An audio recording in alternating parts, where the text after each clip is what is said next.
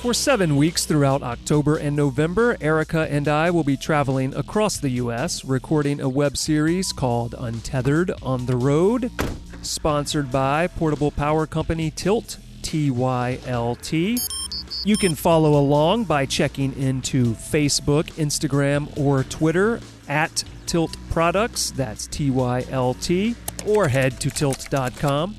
And be sure to come back later in the year at Tilt Products on YouTube and check out the video web series following our adventures across the country. And now we return to your regularly scheduled programming. #Live Untethered.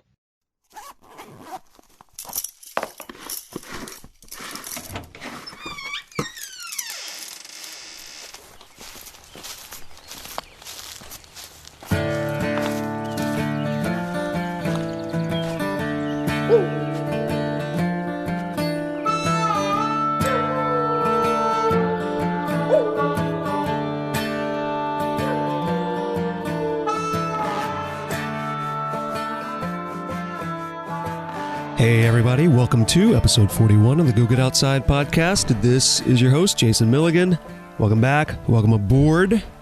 I am coming to you from northern Florida right now. Erica and I are still traveling across the U.S. We are heading into week 7, and we are coming close to the end of our travels. If you'd like to follow along, head to any of the popular social medias such as Instagram, Facebook, or Twitter and look for #LiveUntethered, #ChinnyRoad2016, or for Chinnigan, FOURCHINNIGAN, or HG Kitty Cat, Kitty with a K, Cat with a K. And then you can follow along with the photos and updates that we've been making, usually daily. On today's show, we have David Angel, lover of red t-shirts, caver, mine explorer, canyoneer, adventurer, photographer, host of ropewiki.com, aerial bartender, and all-around good radio voice guy. He and I talk about all of those things, but also some topics that don't come up on this show very often, including how to handle the situation where a person dies when you're in the outdoors, and what it's like to deal with a death after that has occurred. A quick note, David mentions the TAG region, and for those not familiar with caving in the U.S., that is the Tennessee, Alabama, Georgia area, which is known for a lot of fantastic caves. So come along with me to the LSA pothole, and let's talk to David Angel.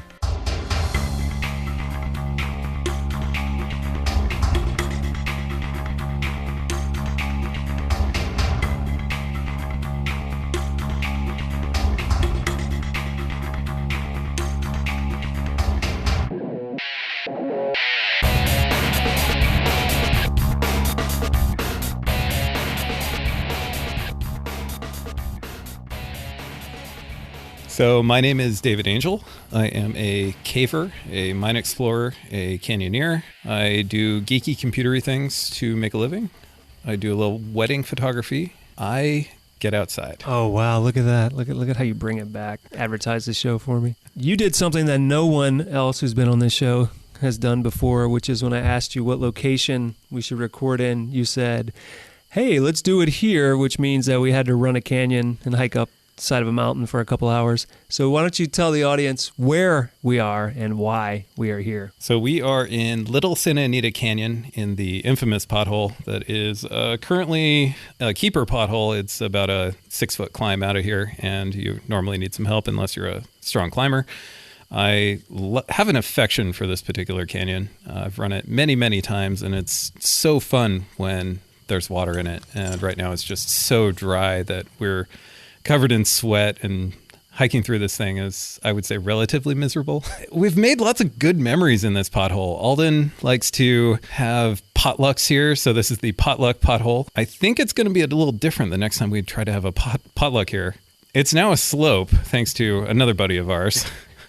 Thanks, buddy. It's not all that pleasant for recording podcasts in because it slopes downhill. I don't know what you're talking about. I'm absolutely comfortable and feel absolutely pleasant right now. So we're going to make it work. You also have a particular thing that you're well known for at these potlucks, in this pothole in particular. So for a while, I was super obsessed with mixing drinks, and I came up with this idea, or someone came up with this idea. We needed an aerial bartender to rappel down almost all the way into the potluck and start handing out drinks from on rope. And usually one of my rules for being on rope is never ever to mix alcohol with it, but this is a notable exception, I guess. And now the general public knows about it, so you've lost all respectability. Yeah, I will say I typically don't drink while I'm mixing on rope. So there's that, but I do hand out drinks, and it's a lot of fun. So there's this thing in the bartending world called bullshit, and if you mix up a drink for the most part ahead of time, it's called bullshit. So I bring a bunch of bullshit into the canyon, mix it up in Nalgene's, and I discovered that mixing drink is just not the same if you don't have one of those metallic, metal shakers. So you have to pour the bullshit into the shaker and start passing it out that way. And if people hear that sound is just like, there's a bartender here, and look, he's on rope, and you can hand out your drinks, and everybody loves it. Do people call it bullshit because it's considered less respectable to mix things ahead of time? Total cheating. Yeah. So then you've lost respect in the canyoneering community for mixing drinks on rope, and you've lost respect in the cocktail community. This is something that's done in the industry. Even really, really fancy bars that serve only drinks will do this all the time. And so, honestly, sometimes it's hard to, mix 8 ingredients in a canyon. Nobody wants that much glass in your pack. Yeah, I mean, I would argue that what you do is already enough work as it is. I wonder if I'm the only one. Has anyone else ever bartended from rope? I would imagine you probably are not. And I imagine there are probably... We're going to have to look it up. Yeah, there's probably some that'll be in the show notes. There's probably some sort of Vegas show you can go to or something where they have people doing acro drink mixing. All right, so we have verified that you're an alcoholic who does questionable things on rope. Favorite drink? Gershwin. Look it up. Fantastic drink. I recommend it highly. Let's talk about outside. Yeah, and by the way, people, we don't have any of his mixed drinks tonight. We will have some recipes in the show notes, though. Oh, are you going to provide recipes? Absolutely, yeah. Cool. Okay, so yeah, check the show notes. This may be the first time for some people that they ever go to the website and check the show notes just to get your Gershwin recipe. So I got into the outside by sitting on the internet. I was just obsessed with this website I found that had pictures of the abandoned Niagara Falls Power Company tail race, which is the effluent of the dam. Pictures of this dam were just so incredible. They had infiltrated this place and taken pictures with gels and flashes and mind-blowing pictures. And I asked a buddy, hey, how do I get into this? How do we find one of these things? And he says, there ain't none of that around here. But we have mines. We could go explore some abandoned mines. And I was like, well, that sounds pretty cool. We went off to the Bighorn Mine, which is a abandoned mine in the hills of Los Angeles, up at about, I think it's like 6,000 or 7,000 feet on the slopes of Mount Baden-Powell. It's a old gold mine. It traded hands a few times, and the Forest Service keeps trying to gate it, and then the locals come along and open it up the next day with thermite and explosives or something to that effect. Yeah, that's the one that has like a big gate over it, and you could almost squeeze through, but not quite. There's like 3 different gates that I've ever seen, and the next time you go, somebody's breached another one. It's got a big culvert, and then there's bars going across that, and then there's concrete going around the culvert, and somebody will bring a sledgehammer, bust through the concrete, then torch their way into the culvert, and then torch their way past the bars and get into this mine, which is really, for that amount of effort, maybe not worth it. Yeah, I was going to ask, is this mine even that good? It's the queen of LA gold mines, and that's what Hugh Blanchard wrote in his most amazing website, lagoldmines.com. He wrote just a grocery list of mines in the LA area and really ticked them off the list, and was the person that did a lot of the work in rediscovering these things and exploring them and publishing the information, which allowed me to use it as a list of, well, things to go check out, which is, I guess, how we all start to get into trouble. Is thanks to the internet, basically? The internet helps you get into trouble? Yeah, the internet giveth and the internet taketh away. Maybe we'll get into that later with the protection of caves and raging against that machine and why these things are so secretive and why they need to be protected. Mines just don't have that same level of conservation, depending on who you talk to. It's a good thing for people to kind of cut their teeth on and not worry too much about the conservation aspect. You know, you can publish what you did this weekend and not feel bad about it sometimes. I discovered Southern California Grotto. These guys are, at first glance, pretty geeky and unassuming. And then you get to know them. And those people who were unassuming suddenly become expedition cavers who spend a week underground. And you had no idea, and certainly no idea from looking at them, how just badass these guys are. So my first trip with SoCal Grotto was up to a place called the Castak Mine. And this trip kind of went down in infamy because it was the trip that Hugh Blanchard, the author of LA Gold Mines, he died on this trip. So my first trip with the Grotto was Hugh's last trip with the Grotto. He unfortunately fell down a muddy slope which ended in a 20 or 30 foot rappel without rope, and he landed on his feet. Did a pretty good job of protecting himself, but then, as far as I could tell, fell over, hit his head on a rock, and the helicopter arrived shortly later. Were you there when it happened, or were you elsewhere? Yeah, I did not see it happen. Nobody saw it happen. We were all around the corner trying to find our way into the lower adit, which, as far as I know, nobody's gotten into since Hugh. We were going back to fully explore it. When Hugh got into it, he didn't have a light. It's a very exposed traverse across to a little adit in the side of a hill that, you know, is 40 feet off the ground.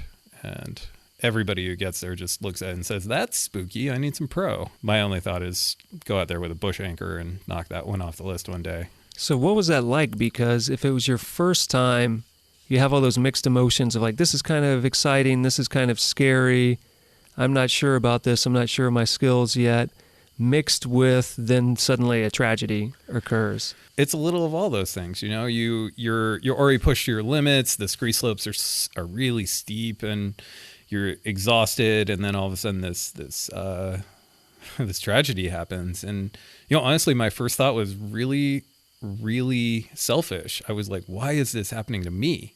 After 3 seconds, I got over that pretty quick and said, "Okay, you know, what can we do to fix this?" And luckily, there were so many skilled people who had medical and rescue training that my complete inexperience didn't turn out to be an issue. It was a weird thing suddenly being confronted with like, hey, these hikes that I'm going on, which are turning more and more serious, are suddenly, wow, this is serious business, and I need to carefully assess whether I want to keep doing this. And the answer was yes. I love exploring more than anything. Yeah, you have to carefully consider. I see an incident every 3 or 4 months where something happens in my sphere of influence, and usually it isn't related to anything I've done, but you know, you just see it happen and you're like, this could have been me. This could have been worse.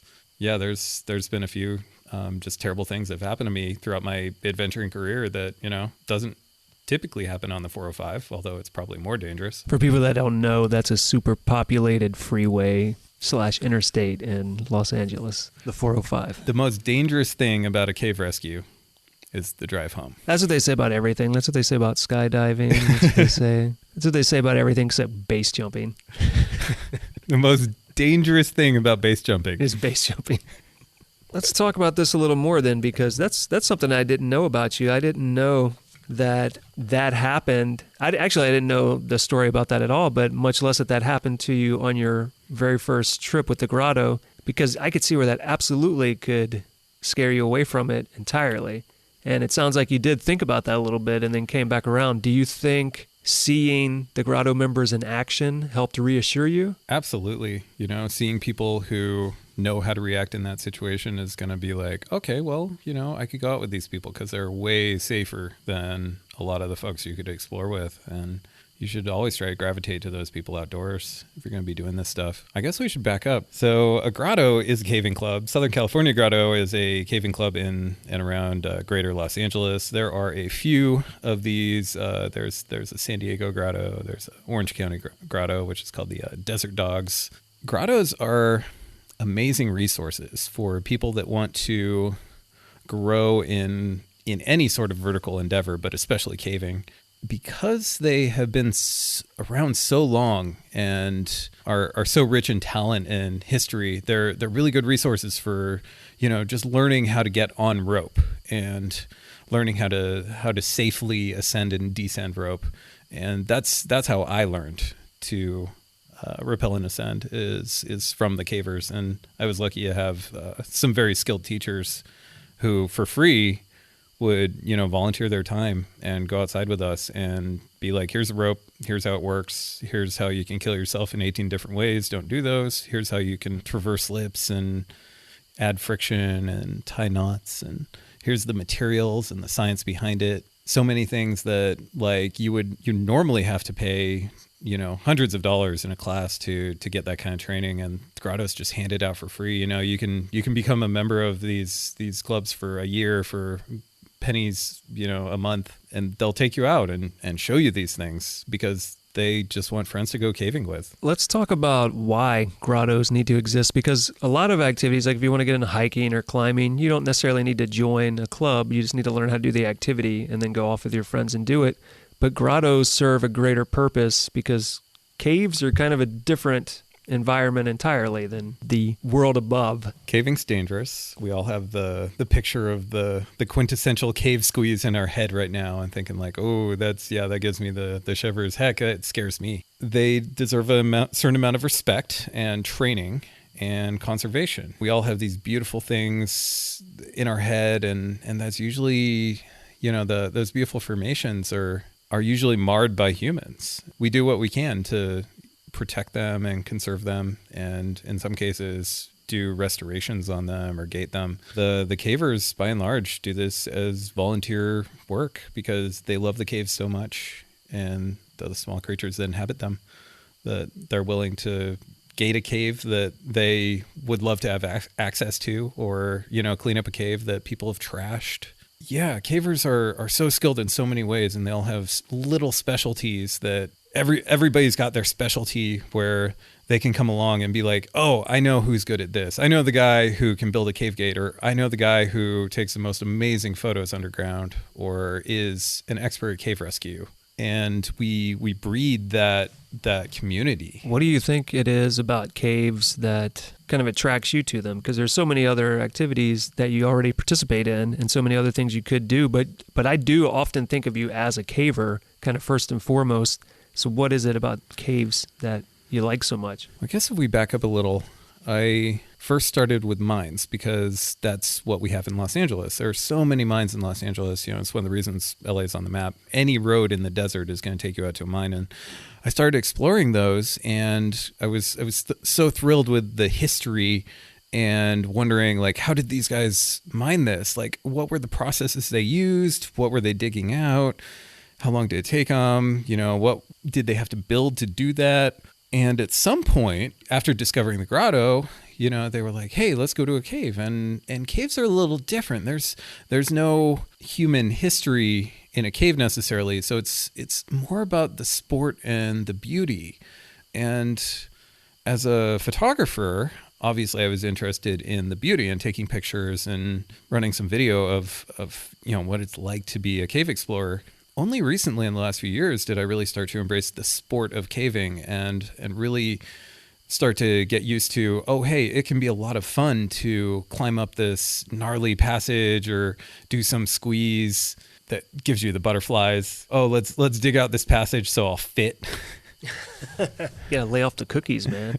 So you joined the grotto. When would that have been that you went with them on that first trip? How long's it been now? That's got to be 2008. Okay, so about 8 years ago. Because you could just join the grotto and be a member and show up to meetings from time to time, but you became much more involved with the grotto than that, didn't you? Yeah, if you're participating in trips and hanging out, all you really have to do is show up once a month and be friendly. Eventually, they're going to say, hey, do you want to join the board? If you've been on board before, you're like, oh yeah, that sounds like fun. I could, help steer this organization. And if you haven't, it still kind of sounds like fun. So yeah, I was on the board, and then maybe a year or two later, I ended up in the chair position, kind of steering the the board. And so what would you do as a board member in a grotto? As a volunteer, to remind everybody, this is you volunteering your time to do this. So not only are you participating in the club, but now you're also guiding aspects of it.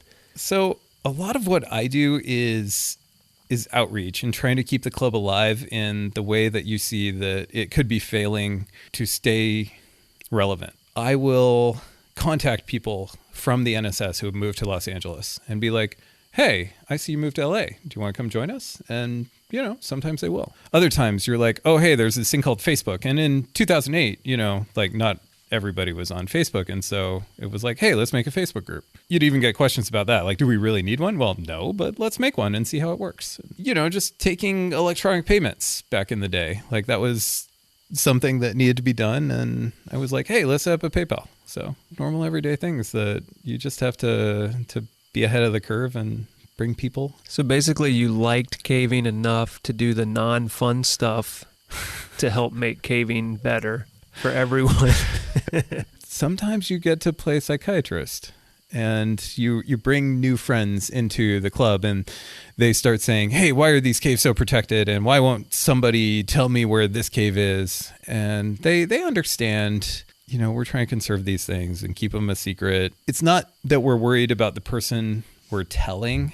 It's that we're worried that the information will disseminate down, 3 levels deeper and, somebody's going to show up with their spray paint, their rock hammer. I imagine part of it too is just a concern of people without the right level of experience then becoming people you need to go into that cave and rescue. There's a bit of that too. Yeah, you hear that story at least once a year in California where somebody, went hand over hand down a rope and then couldn't get back up it. Luckily, we have a cave and technical rescue team that is called upon in situations like that. And those guys are amazing and show up and pull these guys out of caves and mines. You were telling me while we were running through this canyon for a couple of hours about some recent cave rescue stuff that you dealt with. You want to talk about that some? Yeah. And maybe your postpartum depression too? I am so depressed right now. I attended as a assistant instructor a National Cave Rescue Commission Level 1 training class, which is essentially cave rescuers teaching people how to do cave rescue for a week. You get about 100 hours of training over the course of that week and make friends for the rest of your life. You rescue people from caves and learn how to operate within the function of a cave rescue and fulfilling certain tasks within that. It is just one of the most amazing weeks that you can spend on this planet, as far as I'm concerned. And leaving a situation like that where you're required to be functioning at such a high level and putting out so much physical output at the same time you have to really be thinking about what you're doing is just exhausting, but so rewarding at the same time. I really can't recommend the NCRC enough to anybody who's interested in learning how to do cave rescue. Leaving that, just a day later, like the homesickness or postpartum depression or whatever you want to call it just hits you and you're like, oh man, I miss these people so much. And they're all so amazingly skilled. Even the students, the adults take this class, not just kids, usually not kids. And the people who are students in this class are just all so spectacularly talented, and half of them are researchers, they're hydrologists and bat researchers, and the other half are like, badass expedition cavers, photographers and scientists, and oh man. So yeah, it's just so fun to learn about these people at the same time you're teaching them how to be better at the thing they do. The NCRC is not a rescue organization or a search and rescue team. They're the training branch for cave rescue of the NSS, and we're commissioned to teach cave rescue because we were finding that cavers were participating in most of the cave rescues. And in Los Angeles, where we are right now, there's, not a whole lot of underground rescue that goes on, but in the East, especially in the TAG region, there are lots more rescues. And this is something that has disseminated outward and become something that's taught kind of nationwide. There's a national class that goes on once a year. This year is going to be in Bend, Oregon. There's essentially 4 levels of classes that you can take, which, will fit your particular amount of training. you can apply to become an instructor, and they have an instructor class where they'll teach you to teach cave rescue. That's the step that I am hoping to apply to. It's I'm kind of stuck in this purgatory right now between having taken the level 3 class and not being an instructor. So I would need to apply to the IQ class, the instructor qualification class, and hopefully get in.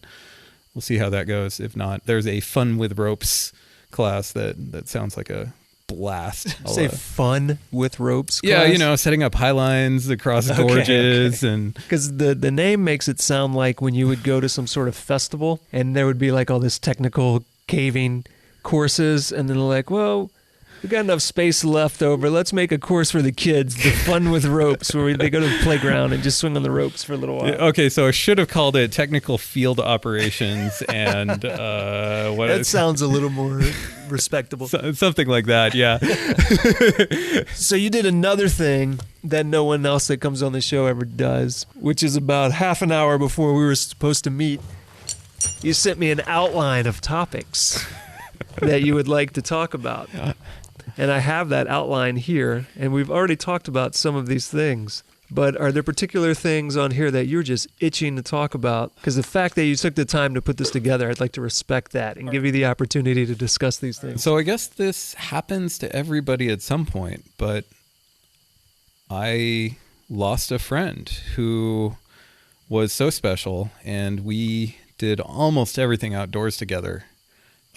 So my buddy Kevin, we had explored many mines and caves together, and I was just starting to get into canyoneering, and he was also deciding finally that, you know, maybe his knee would be cooperating and he could start doing some of these harder canyons. And he went with some friends to Seven Teacups, which is a very popular canyon in the Southern Sierras that I see a lot of people going to.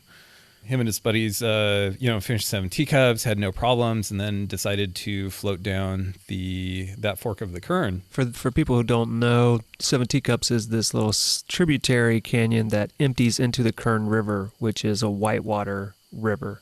And for the most part, especially in the water, which it was, it's a relatively flat water experience. And they decided that, hey, let's float down this thing. And unfortunately, they had no idea that there was a small section of that river that's class 5. They were relatively buoyant and in their wetsuits and had buoyant backpacks. And unfortunately, Kevin went over the falls. He didn't have time to get out. He fell about a few feet and ended up in a recirculator. And they couldn't get him out, and there was no way to get to him. And it's interesting what a small world it is, because later in my first NCRC level 1 class, I met the first responder who responded to Kevin drowning in the river. And so it's interesting how, as you get more deeply entrenched in this world, how it kind of comes full circle. And it's like this search and rescue BLM ranger who was amazing, is suddenly in one of the classes that I was taking. He was interested in cave rescue too. Yeah, unfortunately, Kevin drowned in the river that day, and my advice to anybody going to Seven Teacups is do not float down the river. I believe you gave me that advice on Facebook at some point. Yeah, I guess that's one of those things that if you are a canyoneer long enough, you start to see this repetition, and every year you get one more stage removed from it. So, your buddy dies in the river, and then the next year you're like, everybody stay out of the river. You're gonna die. It's a class 5. And then the year after that, you see somebody else dying in the river, and somebody else saying, hey, everybody, please be very careful in these class C conditions. And eventually you get 3 or 4 years removed from this, but you still see the people who were learning to canyoneer after you start warning people and be like, oh, all these people are going to die in the river, and or in this one particular dangerous spot in this class C whitewater canyon. And at some point it becomes kind of amusing to see the people who you were worried about warn other people about these terrible canyons. Yeah, so I lost my best buddy and adventure friend, and that was really sad. And sometimes I feel like I've had a hard time getting closer to people I adventure with for that reason. I feel like, kind of unconsciously I'll protect myself from getting too close to these people. Even though, I'm super vastly in love with all the people I adventure with, and I think they're amazing people. I think I still protect myself emotionally sometimes from getting in that situation again, whether I want to or not. Yeah, I could see where that would be tough because you deal with all the grief and everything that you regularly deal with. Then it comes up again when you least expect it, probably. Like, I imagine months later, you're like, oh, this thing looks cool. I should call Kevin so we can go do this, and then remind yourself again, like that's a thing you can't do ever again. So it's funny you should say that.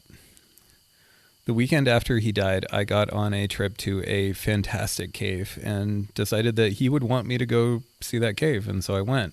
I saw some of the most beautiful things and had a good cry about it at the bottom of that cave when I was on my own. But that happened. It hit me again this weekend for the first time since that, where I was just wandering down this massive borehole in Lava Beds National Monument, where we had done the cave rescue practice training seminar. And I was wandering down this passage, and all of a sudden it just hit me how much Kevin would have loved this lava tube borehole. And I just started crying. And sometimes, it'll hit you at the weirdest times and out of nowhere. If you'd asked me if that was going to happen, I would have said absolutely not. I'm totally fine and over it. And all of a sudden, just, crying. Yeah, sometimes there are these just little things you don't know that are still in there. Like my great-grandmother died, how long has it been now? Like 10 years ago. And I was super close to her, and little things will just trigger. I'll think like, oh, it's been 10 years. I'm done. I'm fine with that. And then just one little thing, and just waterworks out of nowhere. It's good. It means they were great people when they were around, right? I would imagine some people listening would say, so he went on this caving thing and somebody died, and then his friend drowned. Why does he keep doing these dangerous, crazy things if he could die, if people could die? What would your reaction be to that? Regardless of the consequences, adventuring and going outside means so much to me. That's not going to get in my way. People drive down the road in their cars every day, and, sometimes that ends really badly, but we still do it. And, adventuring, be far less likely to give that up than driving.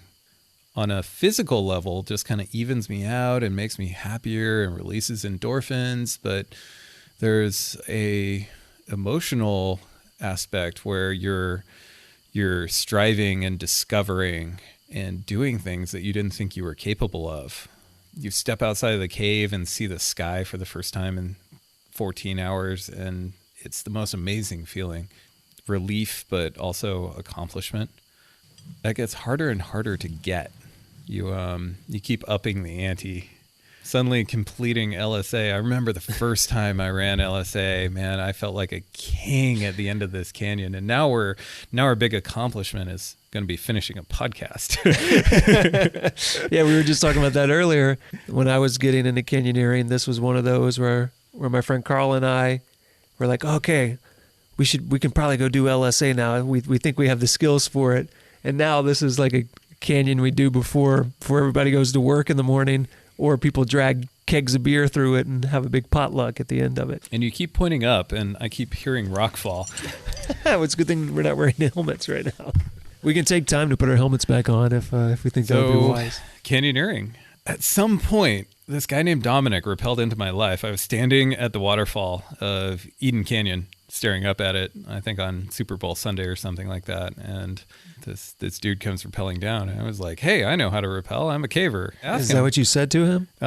That was what I was thinking. Okay. And I think at some point I'd seen it on the internet and thought, wow, that looks like a lot of fun, but I don't want to pay all these guys for classes. And I was just so fortunate to run into Dominic and Joanna and Jason that I was like, hey guys, how do I get involved in this? And this is not Jason me. This is a different Jason. You didn't learn anything from me. So anyway, I was just so fortunate to run into Dominic and Joanna running Eden Canyon.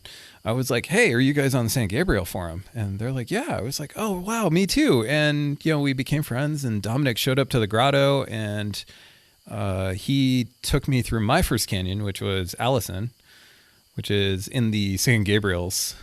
It's got a mine at the top of it. The Allison mine is a fantastic little gold mine in LA County, and you can hike up to the mine, explore the mine, and then rappel down the canyon, which is just fantastic. And so Dominic took me through my first canyon, and one thing led to another. Suddenly I was doing heaps in Zion and jumping the Sierras, Upper Natural Bridge in Death Valley. Just he drugged me through all sorts of canyons, and I'm just forever in his debt for showing me the techniques that normally I think you'd have to pay somebody $400 to learn.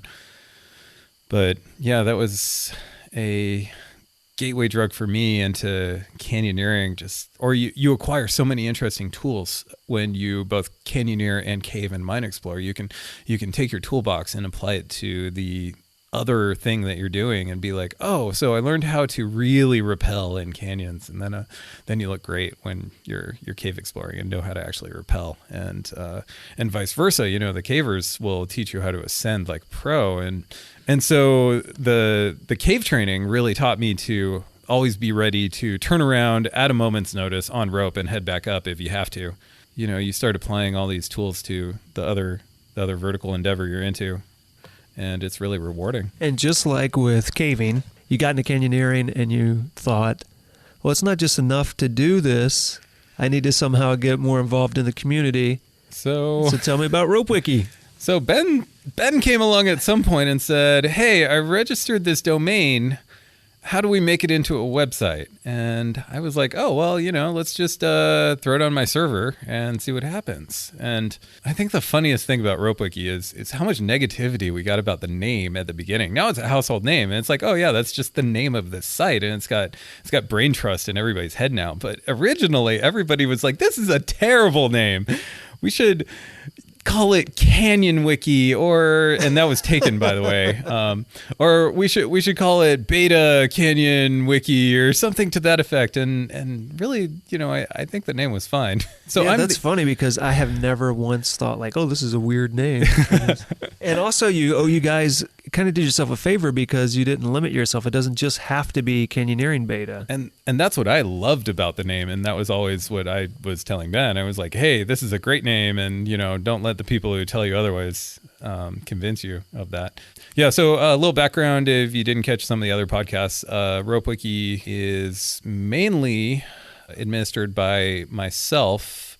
I'm the system administrator. Ben Pelletier is kind of a front end / I don't know, how would Ben describe himself? However he would describe it, it would be far more eloquently than either you or I will. Well, Ben's the magician, and then Luca is the guy in the trenches writing all sorts of ridiculous scripts to make it work its magic. I really have to. I can't stress enough how much Luca has contributed to RopeWiki. It is really his baby in so many ways, and he's done so many amazing things for the site. All I do is make sure the backups run. You're the dad who makes sure that. I guess that wait. Is available for people to go to. I take it back. I also pay the bills. Okay, so you're the dad. Yeah. You're the dad that pays for the website and makes sure people can access the website. Yeah, so then we had this fantastic little Canyon website, and all we do is, convince people to use it. I make it a habit, actually, to write the contributors every once in a while when they've done an especially good job, and pat them on the back and be like, hey, man, nobody could have written that beta like you did. And honestly, nobody could have, because these guys are the best there is, and they're out there every weekend doing just these insane things and then writing about it for other people out of the kindness of their heart. It's mind-blowing. So when I got into canyoneering, basically all the beta in this area was either old Chris Brennan beta from years ago from a book he had published, or some very minimal beta from ATS, or, you buy books for all the different areas. And RopeWiki in the last few years has kind of blown up to where it's basically anytime I'm looking for beta, the first place I go is RopeWiki. Yeah, I mean, the nice thing about it is it aggregates the stuff that's already out there. And then secondarily, we usually have some sort of information on the site itself. But yeah, it's a good place to go for, just seeing what's out there, who's linked to what.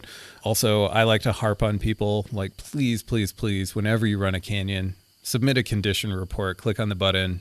You have to log in. I apologize. But yeah, click on report condition and just type in 3 words about what the canyon was like and move on with your day, because that'll help other people when they go to look at, hey, what's the canyon doing next week? So much. And then it'll cut down on the forum traffic too. Hey, what's this one like? So where do you see RopeWiki going? Do you have any plans for it from here? Or just let it do what it's going to do? I don't think there's any doubt it's going to continue to grow and mature, and eventually we'll outgrow our bridges and need some bigger boxes, and I'll have to upgrade the machines, maybe make the RAM a little more efficiently used. Luckily, Luca's so good about designing new features. By the time I've thought of something awesome, he's usually implemented it. Right now, he's writing an amazing script that's going to scrape Facebook for condition reports and just add them automatically. And I'm really looking forward to that. Other amazing things is the RopeWiki Explorer, which is a Google Earth plugin, which is just fantastic. Like, I can't urge you enough. If you're looking at exploring a new canyon, like, download this thing, stick it into Google Earth, and see what it can do for you. It's mind blowing. Right now we get, I want to say, anywhere from like 400 to 600 unique visitors a day. And because it's a relatively open site, I'm totally free with that data. Like, if you're curious, how many people hit RopeWiki and what their demographics are, just, feel free to stop by the RopeWiki Facebook group and ask me, and, I'll post information. Also, we use a bunch of open source tools to implement the site. So, I use Terraform to set up the machines. I use Ansible to do the configuration management. So most of it's automated. You could, have RopeWiki set up on your own machine if you wanted in minutes. I guess we haven't really discussed making it actually free open source software, but it's pretty close to that. And all the stuff we use is totally free. Big shout out to MediaWiki for providing these things that we use, and also Semantic MediaWiki, which allows us to keep all this stuff in various database forms, so it's easy to get at from a scripting point of view. Do you think eventually you'll add cave beta or climbing beta? So climbing beta is kind of covered. Yeah, elsewhere. I think Nun Project has that totally covered. Caving is a sensitive subject. Right, because you don't want to just share all of the information with just anyone, right? Don't get me wrong, RopeWiki has a few caves on it already. There are ones that are open to the public or easily Googleable. But further than that, I don't see any sort of free open format happening with that. I could potentially see some sort of underground trust situation where you are trusted with more and more information as, we find that somebody is more and more trustworthy.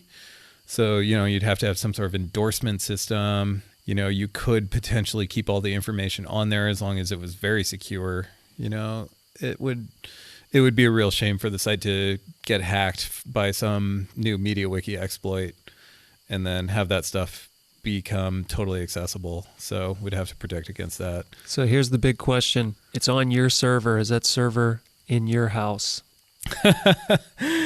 No, that server sits at a big cloud farm in San Francisco. All right, that's good to hear. Yeah. There may be some rumors that RopeWiki could be stolen from your house if somebody broke into your house. Really? Not exactly, but I have heard people say, "Oh, it's just on a computer at Dav's house." No, I paid good money for that computer to be at a actual data center. So no, despite all the violent rumors to the contrary. So don't worry, people out there. You can use RopeWiki. It's not going to get stolen from Dav's house. The backups are at my house. Well, that's all right. As long as that's off-site, right? Yeah, as long as the main thing exists elsewhere. So you're a caver, you're a canyoneer. You even said that you have to keep pushing because the things that were exciting before, become mundane. Where are you heading next? I guess I'm always looking for bigger, badder trips, which is, always the case with those of us who explore caves and canyons and mines. But then I'm also kind of pushing in other directions, like photography, which is something you can always get better at, and rescue. I like to practice rescue and obsess about it. And I mean, you felt my bag in the canyon today. You're like, what's in here? Yeah, it's pretty heavy. I carry a bunch of stuff just in case, and it's good to obsess over that stuff and push yourself and give yourself a little extra weight if you can handle it safely. More expedition caving, more instruction. I love teaching people. I'm obsessed with teaching people rope technique and rescue technique, and I'd really love to get better at that and learn how to more effectively do that. But then also I like leading trips for new people. Whenever new people come to our grotto, I'm like, hey, yeah, I'll teach you rope stuff, and then let's go do an easy cave. And I love seeing people just geek out on easy caves that I once geek out on, because I remember what it's like too. I know you're talking about, because I do that too sometimes, where I'll take somebody to do some climb or some canyon that I've kind of lost a passion for. And then they remind me like, oh yeah, this was a really exciting, really awesome thing. And then you can kind of enjoy it again. Yeah, I'm a trustee for 2 caves in Sequoia, which is a real privilege. The Sequoia National Park has a cave trustee system. And through training with other trustees, you can become one yourself. After you've demonstrated the technical competence and the conservation concerns that one would expect from somebody who was allowed the keys to the castle, so to speak, you can take other people into this cave and train them to be trustees. And I've done that with a cave called Soldier's Cave in Sequoia. I taught our buddy Randy to navigate it, and he became a trustee, and that's really exciting. So yeah, you can take people to these caves and just watch them totally geek out on like, hey, here's the lake room, and oh, hey, here, let's go check out this beautiful, beautiful room called the chapel room. They're taking pictures and having an amazing time, and you can see their faces when they leave the cave, just like, wow, that was an enormous trip and so much. And yeah, just get off and seeing them be so happy about something like that yeah, quite frankly, I've lost, and I would have having a hard time in that cave at this point. I don't know why I've never had this thought before, but it's something that I notice with everyone. Once they start getting into these things and they do them for kind of a while, they start doing that. They start bringing other people so that other people can have that experience, and so they can almost live vicariously through them again, sort of like people do when they have children, and then it allows them to see the world as they did as a child again and remember what was so interesting about the world. So for those of us who don't have kids, we can take people into caves and climbs and canyons and things of that sort. Funny that you should bring that up, because I've often lamented the imprint that happens. Okay, so you've been to a cave like 18 times and you're taking a group, and then you make such an impression on these people that you're taking into the cave, and as the person leading the trip, you may not even remember these people the next time you see them, and yet you made this huge change to their life. You changed their life, and so they remember you, but you're like, wait, what was your name again? And so they're like totally, I feel like, imprinted on you, and I always feel so bad when I'm like, oh yeah, that's right, we did do that thing. Yeah, I'm sorry. I've done that before too, and you feel terrible afterwards, and then you kind of pretend like, oh yeah, I remember now, even though you don't. That was super important to me too. Yeah. So I guess that's just one of those traps that you can fall into as being a super experienced person in anything, is you have to remember what it's like and embrace that and remember that, everybody's feelings are important. The thing is, it'll happen to you again, right? Because as you progress, there's somebody else above you who's going to do that for you again on something that's more technical than what you've done before or whatever, and then you're going to remember them and they're going to forget you, and you'll be back in that place. So remember that, new people. Don't take it personally. So you mentioned you'd like to do more expedition caving.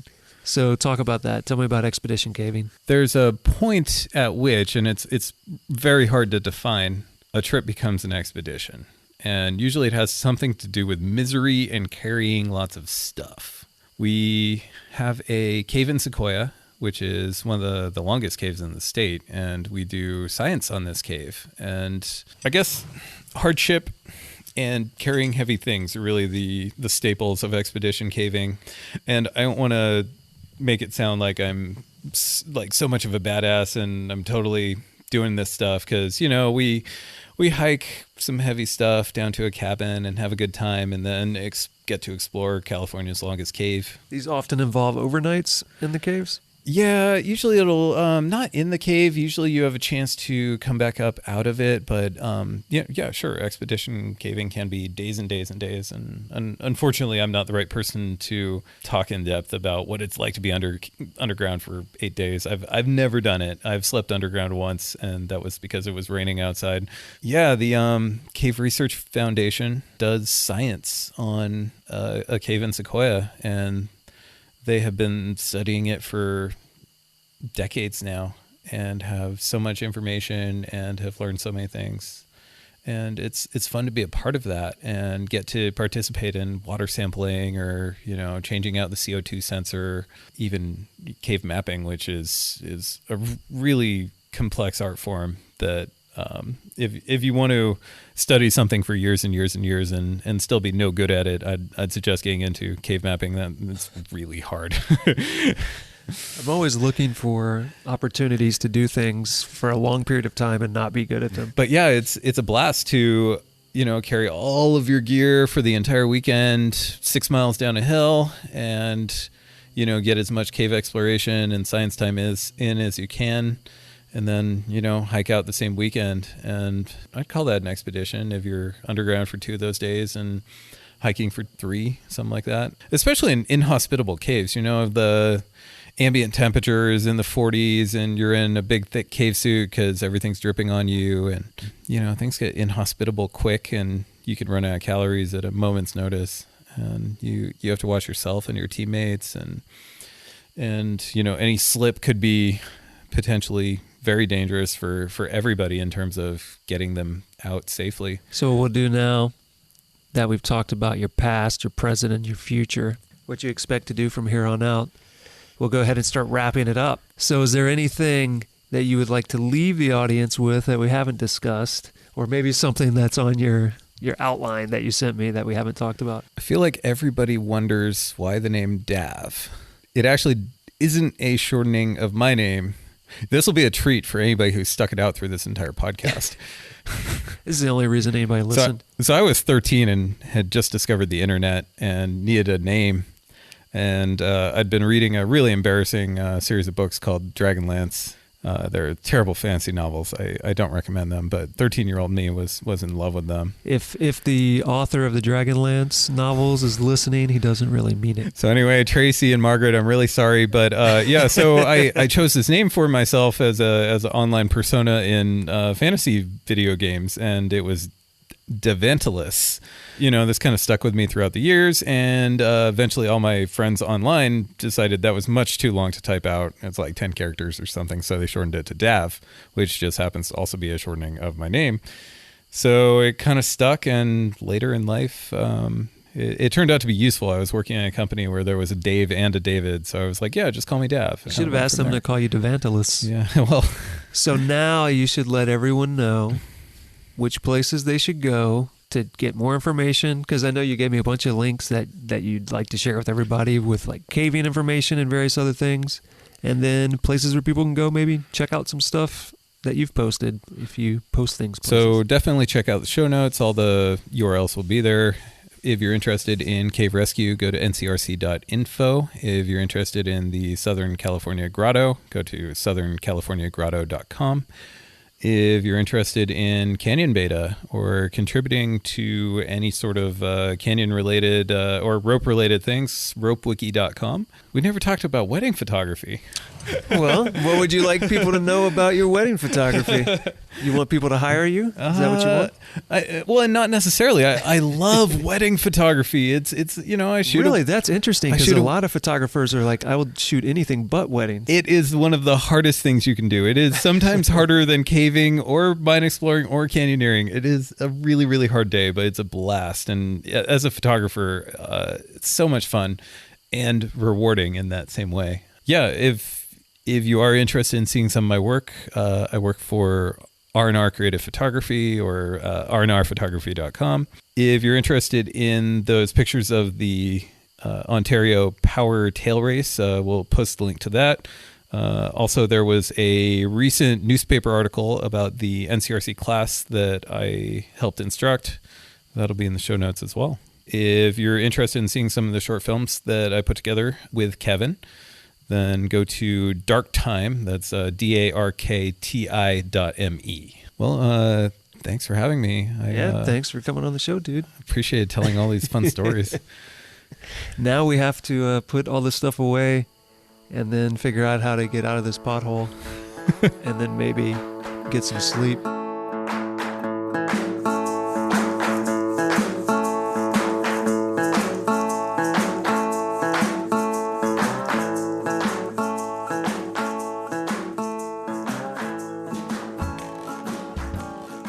Quick update about David Angel. He has applied to the NCRC instructor qualification course and is awaiting his reply to find out if he has been accepted. He should know early next year, so let's all wish Devantilus luck with pursuing his instructor qualification. And those of you who've listened to the show before, you know what time it is. It's time to go to the website, gogetoutside.com/podcast, episode 41, David Angel, and take a look at all of the photos that he sent me. Photos in caves, photos in canyons, photos in various places, and a number of links, including links to ropewiki.com, the place to go if you need canyoneering beta in the U.S., links to the Southern California Grotto, links to Dark Time, to R&R Photography, links to the NCRC, the Toronto Power Trail Race, an article specifically about cave rescue, and Hugh Blanchard's website. And since you've already dropped everything you were doing so that you could rush over to the website to check those things out, you may as well go ahead and send us a message. Go at butcherbirdstudios.com. Let us know what you think about the show, what you like, what you don't like. All thoughts are welcome, and I promise I always reply to each email, unless it's spam. So if you have ever emailed us and not heard back, I missed it. Send it again. I promise I will reply. But maybe you're not a big fan of the internet. Maybe you prefer technology from an earlier decade. In that case, you can give us a call, 818-925-0106. That would work with your touch-tone phone, your rotary dial, or perhaps a telephone. Those old telephones like they had on Lassie. And while you're on the internet, run on over to iTunes, Stitcher, Google Play, wherever you consume this podcast. Make sure you subscribe to the show, rate the show, review the show, and if you'd do me a great big favor, share the show. Send it to someone you think may enjoy it.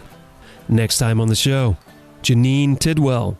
She is one of the founders and instructors at Twin Eagles Wilderness School in Idaho. She and I met a few weeks ago to discuss what exactly running an outdoor wilderness school entails and how becoming a part of that community and being reacquainted with nature can affect you individually and affect all of us as a society in a greater whole. So come back December 1st, Janine Tidwell. See you then.